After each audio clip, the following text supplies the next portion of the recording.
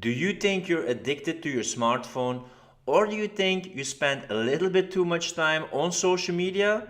Well, in this video, I'm going to talk about social media addiction and the negative effects of social media addiction.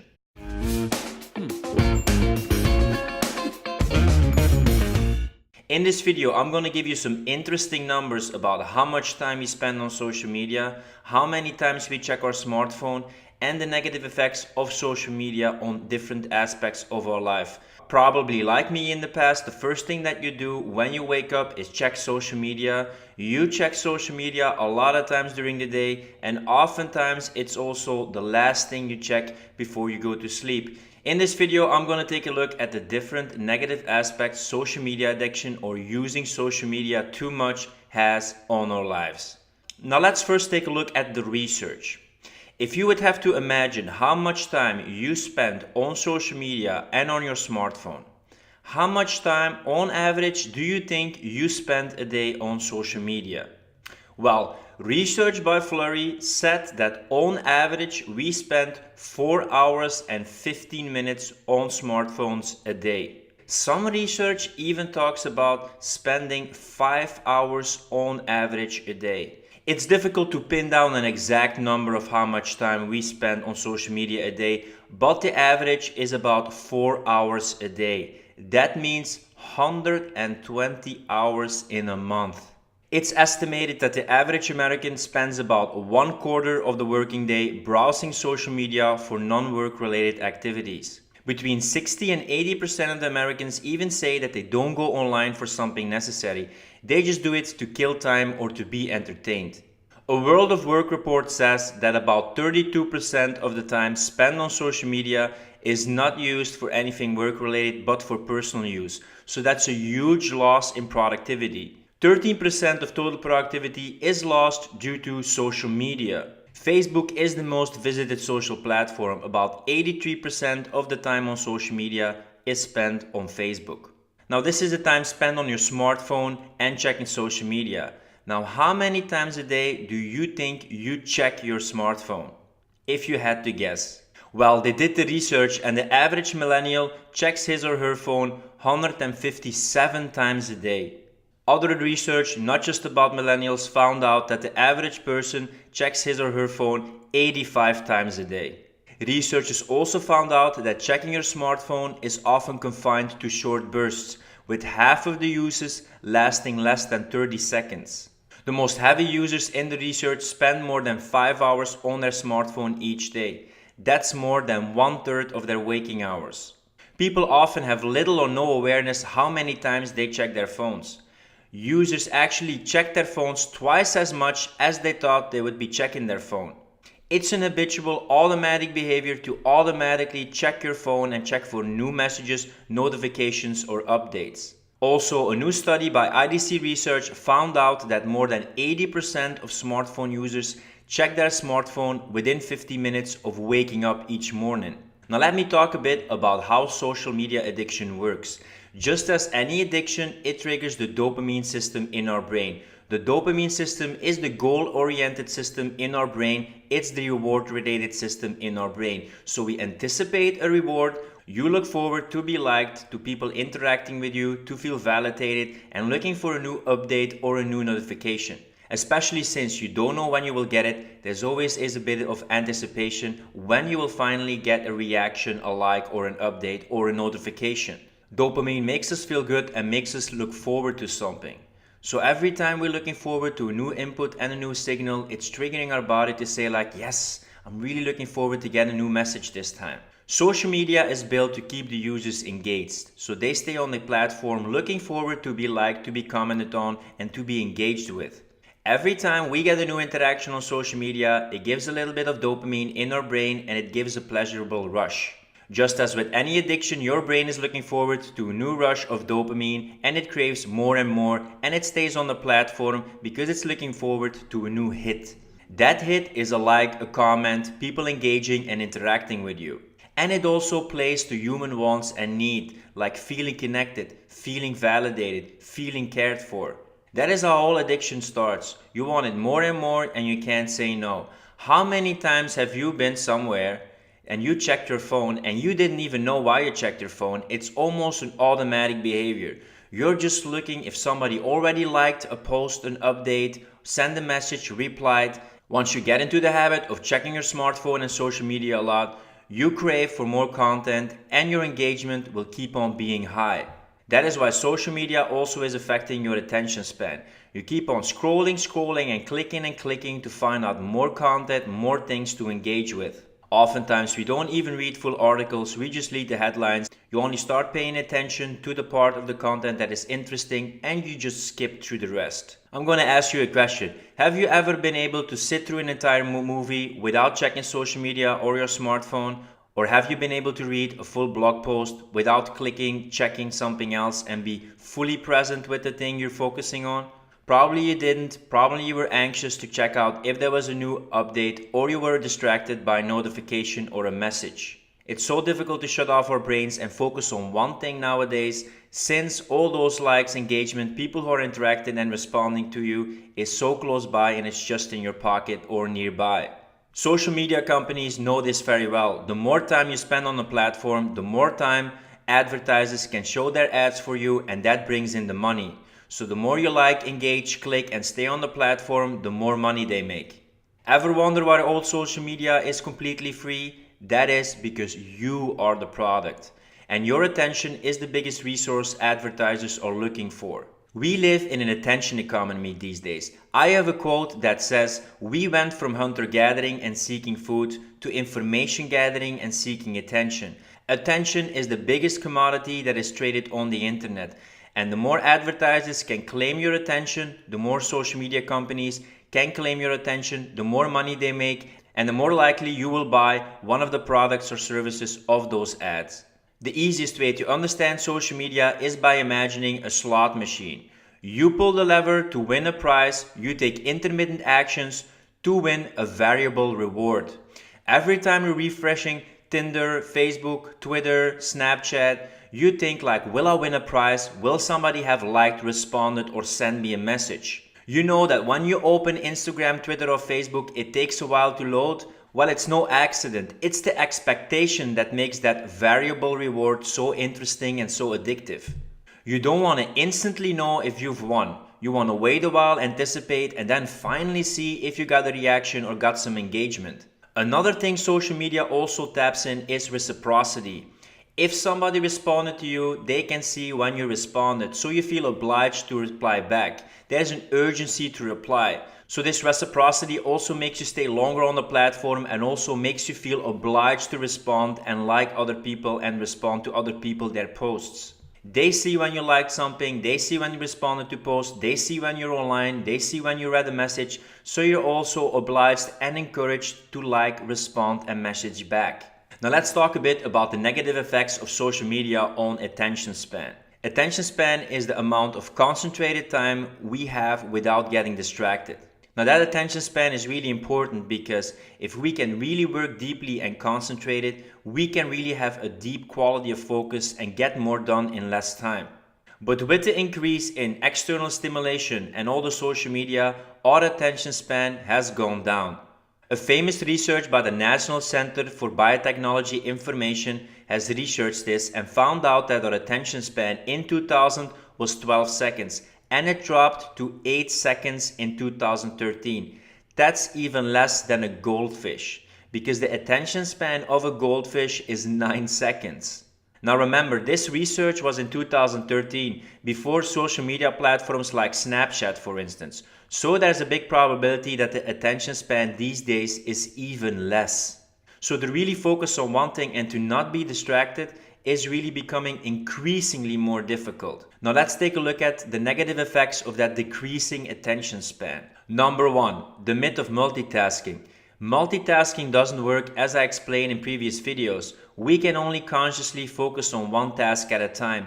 But when we're hopping from social media platform to social media platform, browsing and clicking all the time, being distracted, we don't get a lot of stuff done. We are all over the place, we are busy, we are occupied, but we're not being productive. Productivity is not just about the quantity and just being busy, it's also about the quality of focus. And when we're not focusing on one thing, we don't get anything done, or it takes a lot more time than just single-handedly do tasks. Number 2, compulsive social media refreshes. When I talked about that the average millennial checks his or her phone 157 times a day, you can really imagine how much time is being wasted by these compulsive, useless refreshes. It's fine to check your phone or social media once in a while, but do we really have to check our social media this much? Probably you could have used that time a lot better when you just focus on the most important task than just reacting to all those things on social media. If you do it a couple of times a day, it wouldn't make so much different than checking it every other minute or every other hour just to see if you haven't missed anything. Number 3, compulsive mail checking. It's the same as the previous thing. How many times are you checking your mail a day? Is it really useful to check and refresh your mail every minute or every half hour? It's better to set aside a certain time a day that you check your mail and then you just work on your mails, and that's just the one thing you focus on. All this compulsive refreshing, and especially if you keep your mail open, will keep you being distracted and not focusing on the thing you should be doing right now. Number 4, second screen habit. Oftentimes we're sitting before our computer screen, also checking our smartphone and maybe also watching the TV. But how many times are we just focusing on one device or one screen? We're not really fully present in the movie or even when we're talking with another person, because a part of our mind is thinking, are we missing out something? Is there an update? Did I already get a message? So instead of being present and focusing on that person or on that movie or on that activity and task you're doing, you're actually thinking in the back of your mind, have I actually gotten an update? So you're never really fully present. And you're constantly multitasking or multi-focusing on different things at the same time.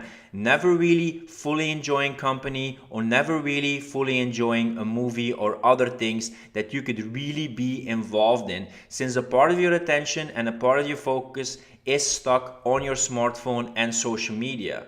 So you're never really shut off from social media. Number 5, lack of productivity. Since we know that the average user checks their phones 4 hours a day, that's 4 hours you could be doing something else. You won't tell me that those 4 hours are really spent well and are all productive. That's 4 hours a day you could use in a different fashion. So there's plenty of time that people have. Often people say like, I don't have time right now. But when you see how much time they spend on their smartphone, in the past, how many times that they watch TV, there's a big percentage of their time that is not being used efficiently, effectively, and productively. Number 6, fear of missing out. You constantly have this anticipation that somebody already liked, responded, messaged me. Do I have a new notification? Even when you put your smartphone aside or you're not sitting in front of your computer, you're still thinking like, have I gotten a message? Have I gotten a message? So related to the second screen habit and being distracted, you're never really fully present and your brain is never really shut off. Number 7, procrastination. Oftentimes we don't focus on the most important tasks. So social media is a great way to be busy instead of productive. We just postpone the things that we should be doing. We're working on a task, but we're distracted, and then we're on social media. So instead of working on the thing we should be working on, we're really distracted all the time, being busy, and a lot of our willpower, energy, attention, and momentum is being dissipated by just wasting and spending time on social media. And before we know it, it's the end of the day and we haven't really done what we set out to do. Number 8, memory impairment. Since we're keeping so many social media accounts and updates open and we're really looking forward and anticipating for people to like, message or respond, it cramps up our brain. It really impairs our memory to store information. Since we can only remember so much at the same time, since we have so much things we focus on, there's less and less space to remember things and assemble new information. It's also difficult to distinguish between what's important and what's a priority and what's not a priority, because all those things that keep us occupied is so large, it's hard to decide what matters and what is a priority and what isn't a priority. Because we're thinking and anticipating so many things at the same time, there's not a lot of room to still remember things and sort out things. Number 9, accidents. Since so many people are checking their smartphone, a lot of people are also checking their smartphone when they're walking on the street, when they're riding with their bike, or even when they're driving their car. And this increases the chance of you having an accident because it impairs your attention span. You don't really focus on the traffic or your surroundings, so you have a much higher chance to have an accident with devastating or sometimes even deadly results. Since they're addicted to social media, they don't really pay attention to their environments or other people. So they're not only putting their own lives in danger, but they're also putting other people their lives in danger. Number 10, it dampens creative thinking. Since our brain is cramped up, since we can't focus and give ourselves space to be present, to just relax, to pause, because our brain is always on and is never shut off, we never really have space and room for creative thinking. Creative thinking often happens when we sit down, we reflect, and we let thoughts or ideas arise. But when there's no room, there's no focus, there's no attention span, it makes it really difficult to do some creative thinking and think of something new. Because we're already focusing on everything that's happening right now, we don't see any new possibilities. And number 11, it increases stress levels. Since we're so anxious about getting an update, getting a response, getting a like, we're constantly in a heightened state. So it increases our stress. We've seen that somebody read a message but he or she didn't respond, or the other way around, so we're anxious all the time and we're just waiting for a response or waiting for a release from that anxiety. So it creates a lot of stress because we want to be liked, we want to be connected to, we want people to engage with us. So instead of relaxing us and be a form of entertainment, it also creates a lot of stress. Especially when people are also engaging in a lot of heavy, hot discussions online, it can also keep our brain occupied and really makes us feel stressed instead of relaxed. And number 12, sleep deprivation and sleep problems. According to research by the University of Pittsburgh School of Medicine, they found out that people who check social media have a much higher probability of having sleep disturbances than people who check social media less frequently. Other research has found out that especially the last 30 minutes before going to sleep are really important to have a good sleep and don't have sleep disturbances. Something about keeping those last 30 minutes tech-free is really crucial to having a high-quality deep sleep. It's not only about the anxiety, excitement, and high arousal state of checking social media, it's also about the blue light that is being emitted by our smartphones and by our computers. That blue light is overstimulating because it mimics daylight. Light of the sun at the end of the day is more warm, but the blue light is really active. So it triggers our brain that it's still day and that we still want to keep awake. A new study has also found out that more than a third of young people appear to be waking up at night to send messages or check their social media. This practice is referred to as vamping, acting like a vampire, waking up at night and then just being on social media, checking messages. But it's not just that we check the message, send the message, and then we go to sleep and we immediately fall asleep again. No, it takes a while to finally fall asleep again. And the sleep cycle works in 90-minute cycles. So when we disturb a cycle and we can't get back to sleep, it really disturbs having a healthy, deep, refreshing sleep. That fear of missing out, FOMO, is actually making teens missing out on something important in their life. And that something crucial is their sleep. Being so anxious and excited and anticipating messages, subscribers, if somebody liked or responded to a message, can really haunt us in our sleep. Thoughts and feelings that occupied us during the day often makes us awake during the night or even prevents us from falling asleep. Especially when you put your smartphone just beside your bed, what a lot of people do, so as soon as you get a notification or a message, some light is being emitted, some sound is being made, you wake up and immediately you want to check out what that notification is all about. So we're anxious during the day, we're anxious before we go to sleep, it makes us difficult to fall asleep, it makes it more likely that we wake up during the night. When we wake up, we have a high probability, especially when we're addicted to social media or our phone is so close that we check our social media again, makes us even more anxious, makes us even more difficult to fall asleep, and the whole cycle continues and we have a lot of sleep problems.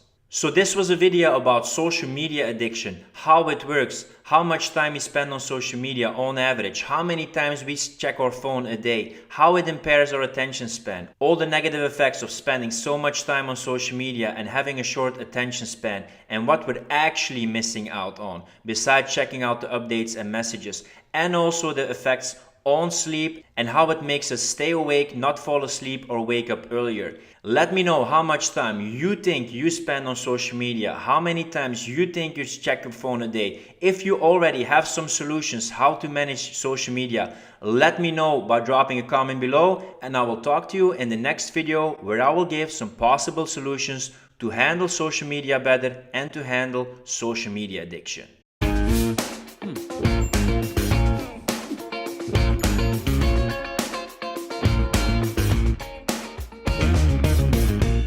Hey, it's Phil from Houte Bootcamps, and if you like my channel, don't forget to subscribe and check out some more videos about how to install good habits, quit bad habits, and get rid of addictions.